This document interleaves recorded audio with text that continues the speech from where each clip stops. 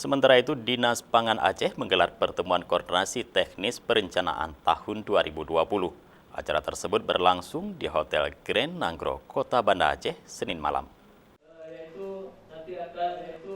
Pertemuan koordinasi teknis perencanaan tersebut diikuti oleh Kepala Dinas Ketahanan Pangan Kabupaten Kota Se-Aceh. Pertemuan dilaksanakan selama 3 hari dari tanggal 2 Maret sampai dengan 4 Maret 2020 dan dibuka langsung oleh Kadis Pangan Aceh, Cut Yusminar.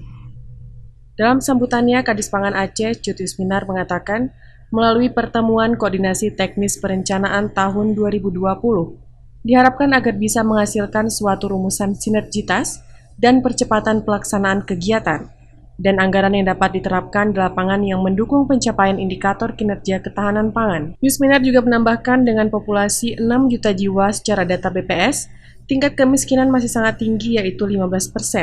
Selain itu, data FSVA tahun 2018 tercatat ada 3 kabupaten yang masuk kategori rentan dan sangat rentan pangan, yaitu Subul Salam, Bener Meriah, dan Singkil.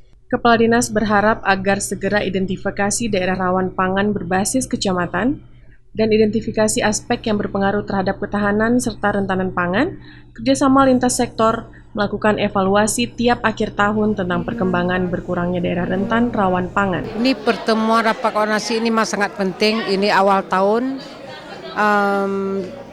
Selain kita untuk mempercepat realisasi anggaran tahun 2020 dan juga membuat usulan 2021. Jadi perlunya koordinasi, sinkronisasi supaya program-program yang disusun antara provinsi dan kabupaten kota bersinergisitas. Sementara itu, Ketua Panitia Pelaksana Junaidi mengatakan pertemuan koordinasi teknis perencanaan tahun 2020 bertujuan untuk mengkoordinasikan dan sinkronisasi pelaksanaan kegiatan antara provinsi dan kabupaten kota tahun 2020.